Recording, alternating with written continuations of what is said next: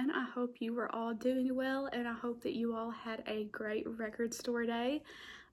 It was a rough one this year. It's definitely taken me a few days to recover, but I finally had time to sit down and make my little video where I show my haul for the year.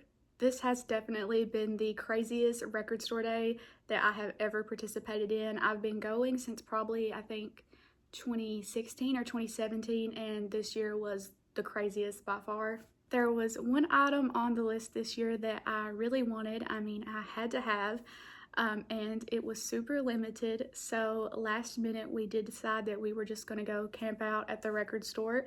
It was my first time doing that, and it was so cold outside. I know to a lot of you that camping out for something for record store day sounds insane, and I totally understand that. I have always been that person that's like, who would wait like 12 hours for something?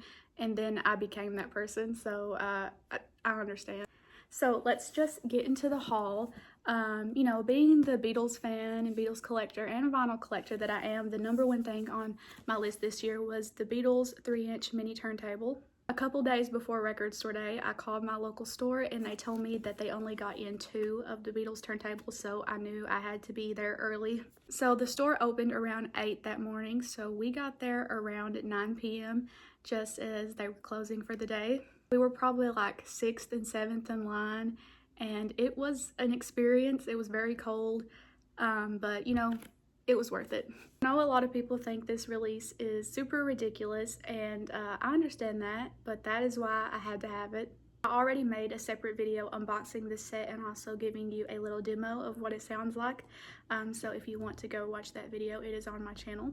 I don't think there's really much else to say about this. I'm super glad I got it. People are trying to sell these for crazy money on eBay, all the resellers, so I mean, I'm glad I was able to get one.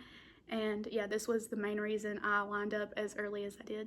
So there were a couple other solo Beatles releases this year. We actually got releases from John, George, and Ringo this year, which was exciting. Only other one I decided to get was the John Lennon Mind Games EP, and this is on glow-in-the-dark vinyl.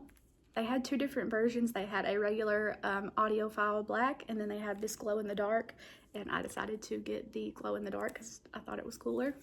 Mind Games is one of my favorite John Lennon songs, and this EP makes me super excited for the Mind Games box set coming later this year. We just have a plain white lined inner sleeve. Here is what the vinyl looks like. As I said, it is glow-in-the-dark, and it is the first glow-in-the-dark record in my collection, I'm pretty sure. I did decide to pass on the George Harrison and Ringo Starr releases for record store day. I was a little tempted with the George Harrison releases because they done these Zoetrope picture disc, but then I saw an article saying that they were planning on doing all of his solo albums as picture disc, and I was like, well, these are just the first 2, so maybe there will be some down the line that I want more, so I decided I would wait on that. So I did get 2 more releases, and they were kind of last minute decisions. I mean, I decided maybe like 2 days before record store day that I was going to also pick these up if my record store had them.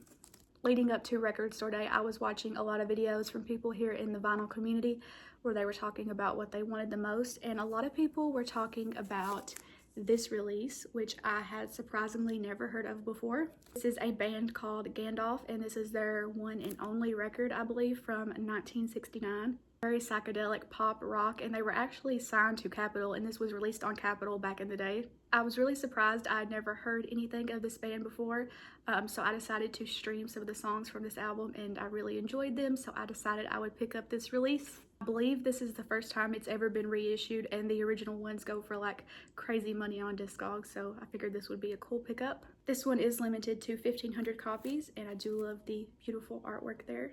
It does come with this printed inner sleeve, which is really cool. You got the band members there, and then you got some liner notes on the other side. Here is what the record looks like. It says it is pressed on a lemongrass colored vinyl, which is very cool.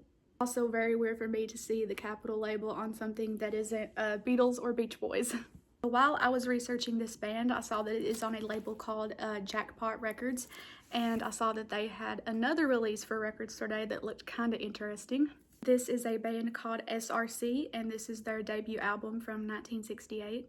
This is another psychedelic rock band that was signed to Capitol back in the 60s. Yeah, this one is basically the same story as the previous one. I saw it, decided to stream a few songs, and then decided I would pick it up. This one was also limited to 1,500 copies, and it is just on a regular black vinyl. I have not had a chance to spin this one yet, so it does look pretty dusty. But yeah, I'm really enjoying these releases, and I'm glad I decided to pick them up. If you've never heard of them, I would say definitely give them a listen. And I'm definitely going to be looking into this label, Jackpot Records, to see some of their other releases. Alright y'all, that is my haul for Record Store Day. I hope you guys enjoyed watching my video, and I will see you all next time.